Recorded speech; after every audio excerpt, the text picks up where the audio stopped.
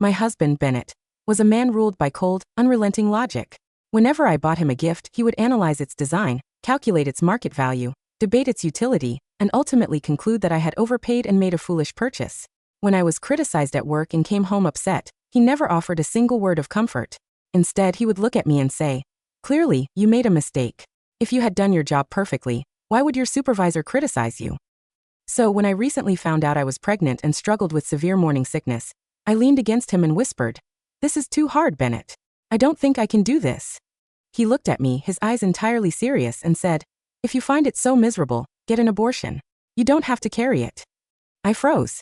Eventually, I took his advice and terminated the pregnancy. But when we returned from the clinic, he fell to his knees in front of me, weeping, promising he would never let his logic get the better of him again. The day I returned from my initial prenatal checkup, my lower back was throbbing. I walked into the house, supporting myself with one hand, stepping with agonizing care. Bennett was sitting on the couch, his eyes glued to his phone. He did not say a word, nor did he look up. A surge of resentment flared in my chest. Since I had discovered the pregnancy, I had gone to every single hospital appointment alone. I watched other expectant mothers accompanied by attentive partners, while Bennett never once offered to join me. He had not even brought it up. Even now, after a long day at the clinic, he did not care to ask how the baby was doing. I had tolerated his neglect in the past, telling myself that his work was stressful, but this time, the silence was too heavy to bear. "Bennett, the baby in my womb is yours," I said, my voice trembling. "Can't you show a little fatherly responsibility?" He set his phone down, turning his head to look at me with that familiar, analytical stare. "What exactly do you want me to do?" It was always this question. Every time I expressed frustration, he would calmly ask what I wanted him to do, as though he were incapable of human empathy, unless provided with an explicit checklist. I took a deep breath, trying to steady my voice. "You see how much I've been struggling since the pregnancy began. I can't sleep at night, I'm constantly running to the bathroom, and I'm taking multiple medications just to keep my thyroid levels and blood sugar stable." It is indeed a difficult process," he interrupted, his tone matter-of-fact. "But you have a logical alternative. You can terminate the pregnancy. You can choose not to have it." I stood frozen, my ears ringing. An abortion? I had only been venting, seeking a gentle word or a warm embrace to soothe the erratic emotions brought on by pregnancy hormones. Instead, he had offered to end our child's life. I knew he was a man who took everything literally, analyzing every statement as a sterile problem to be solved without ever considering the human heart behind it. But was I just another problem to him? Was our unborn child merely a variable to be eliminated? My heart throbbed with a sharp physical pain. "Are you joking with me?" I whispered. "Of course not," he replied, his voice flat and even. "I am looking at the root of your physical distress. To resolve the issue permanently, abortion is the only logical solution." The pain in my chest deepened. "So you are suggesting this for my sake? You are looking at this from my perspective?"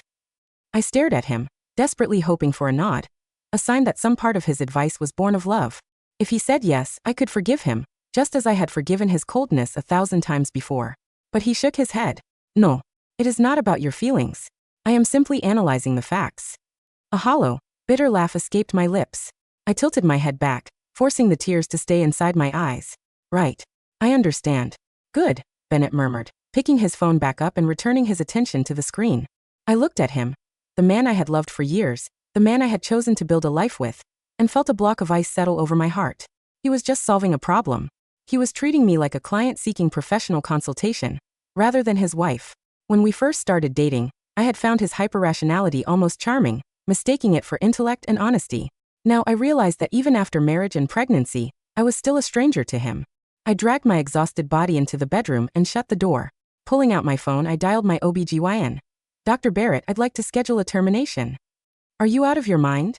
Dr. Barrett's voice rose in disbelief. "Your scan from this morning showed a perfectly healthy fetus. Aside from the physical toll this will take on you, what about your husband?" "The termination was my husband's idea," I said quietly. The line went silent. After a long pause, Dr. Barrett spoke in a softer tone. "Did you two have a fight? Is there someone else?" "No. Nothing like that." "Then why?" "Dr. Barrett, this is a personal matter and I'd prefer not to discuss it." I interrupted, my voice flat. "I am only calling to schedule the procedure. If you have ethical reservations, I can find another clinic." The doctor let out a long, heavy sigh. "Fine. Monday morning. Come in early." Today was Saturday. Monday was only 2 days away. "Thank you," I said and hung up. I sat on the edge of the bed, staring at the blank wall.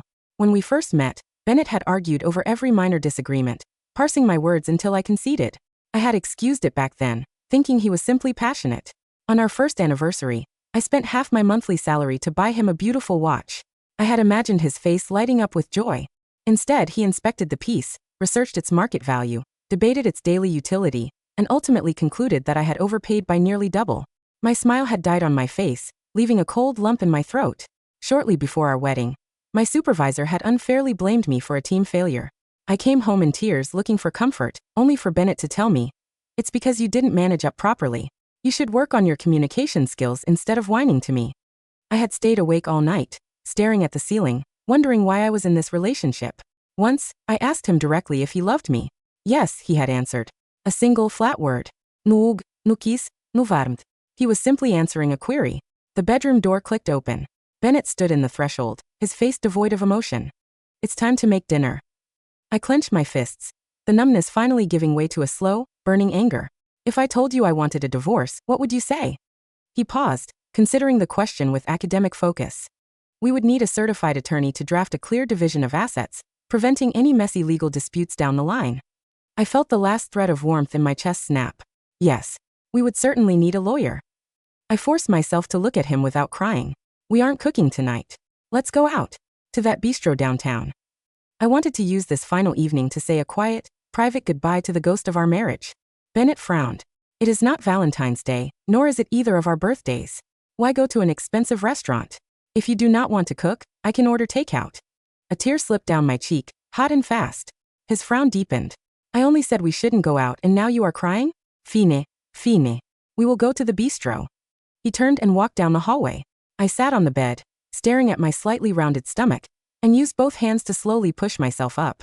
Bennett stood by the front door, watching my struggle without taking a single step to help me.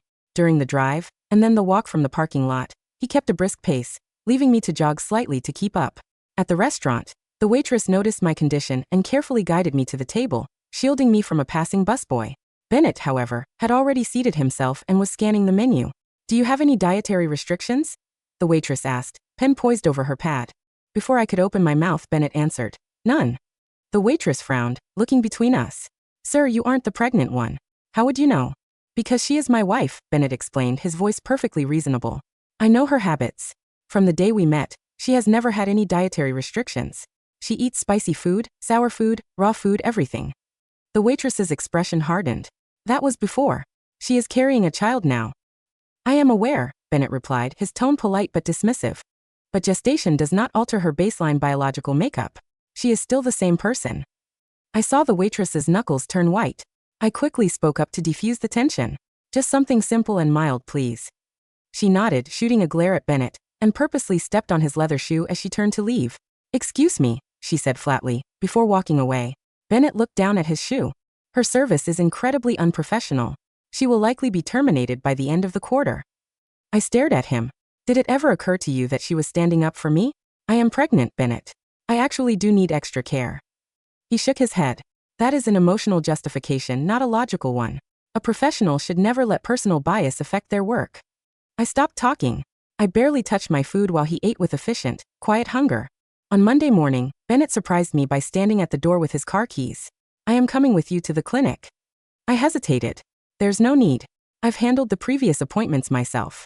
"I am your husband," he argued, his logical faculties fully engaged. "I was unavailable for the prior visits due to scheduling conflicts. Today, I have an open calendar. Therefore, it is my duty to accompany you." I didn't argue. At the hospital, he walked 5 paces ahead of me through the sterile corridors, never looking back. In the waiting room, other husbands sat close to their wives, whispering soft words of encouragement. Bennett sat 2 seats away from me, his head bowed over his phone. When my name was called, he followed me into the room. Dr. Barrett looked at him, then turned to me, her voice heavy with reluctance. "Kathy, I need you to tell me you've thought this through." Bennett spoke up. "What is there to think about? It is a standard procedure. We are ready." Dr. Barrett's eyes flared with anger. "Sir, your wife is about to undergo a significant procedure. I suggest you both consider the weight of this decision. You have responsibilities as parents." Bennett frowned. "I am fulfilling my responsibility. I am present, and I am supporting her choice to resolve her physical distress. What more do you expect?" I closed my eyes. "Dr. Barrett, please. Let's just begin." I lay on the cold operating table, tears leaking silently into my hair. "My sweet baby, It is not that I do not want you. I just cannot let you grow up in a home without love. When the procedure was over, I was wheeled into the recovery room. My face was entirely white, my lips dry and cracked. Bennett rushed to my side, a rare look of confusion crossing his face. Why are you so pale? What kind of checkup was this? Where is the baby? It was the very first time he had asked about our child. I looked at him, my voice barely a whisper. The baby is gone. I had the abortion. What? Bennett gasped, his face draining of color. You terminated the pregnancy?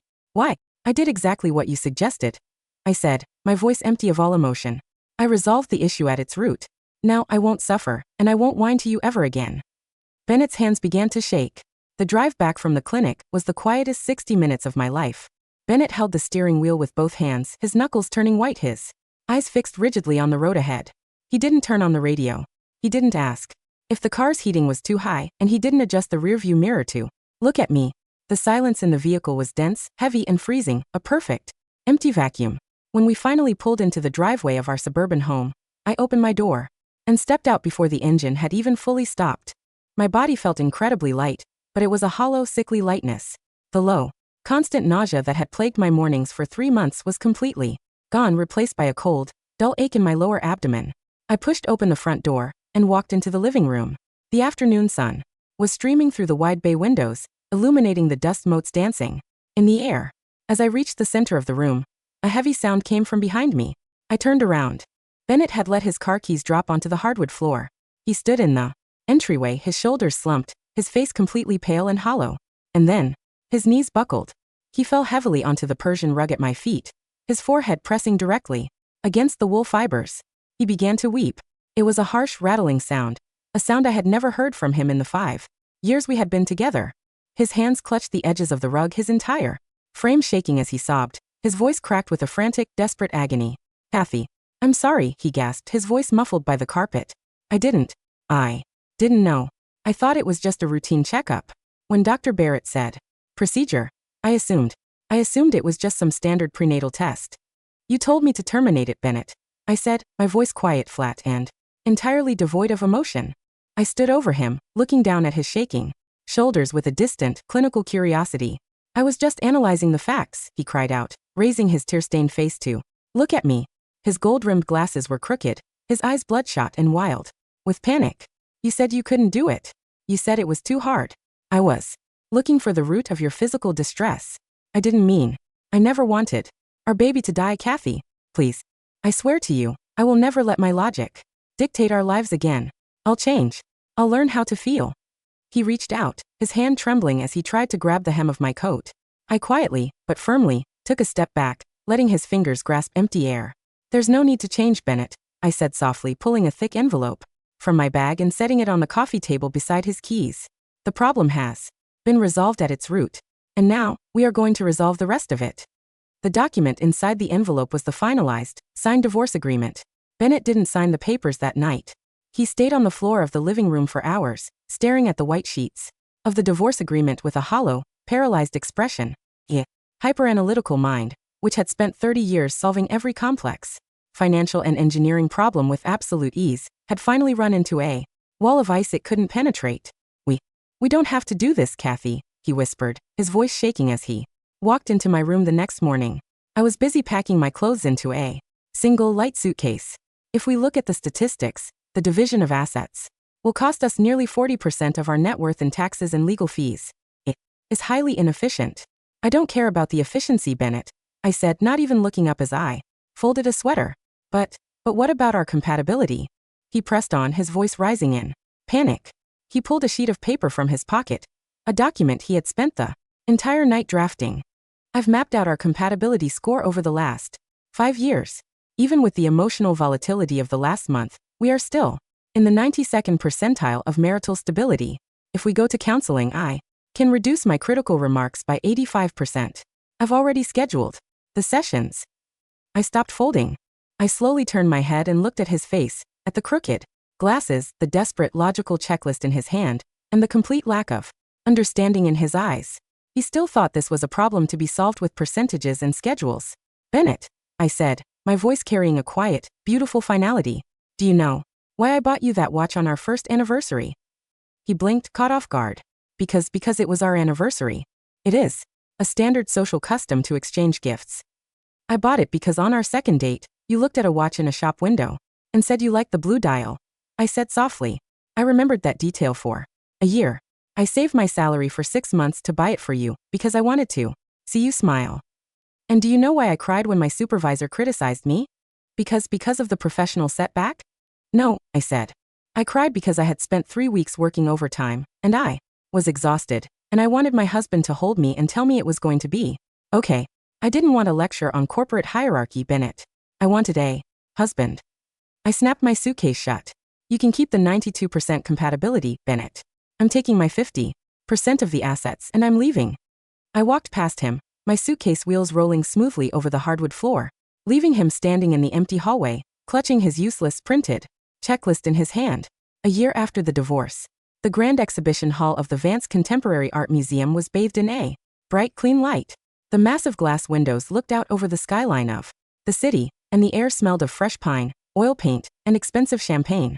I stood near the center of the room, wearing a tailored emerald green silk trouser suit. My skin was glowing, my posture relaxed, and my face carried a quiet, fierce peace. I had spent the last year working as the chief curator for my father's art foundation, and the exhibition had just been named the most successful launch of the year. I was no longer the slow, emotional wife who had to apologize for her tears. I was Kathy Vance. A handsome, broad-shouldered man in a bespoke charcoal suit walked over, his eyes holding a warm, steady pride as he handed me a glass of champagne. The crowd is absolutely captivated, Kathy, Marcus said, his voice deep and gentle. Your eye for the lighting was a masterpiece. Thank you, Marcus, I said, my fingers naturally locking with his, our skin warm, dry, and real. As we turned to speak with a collector, a sudden, tense commotion near the entrance of the gallery drew everyone's attention. I turned. Standing in the doorway, looking entirely out of place among the elegant, sun-drenched crowd, was Bennett. He looked unrecognizable.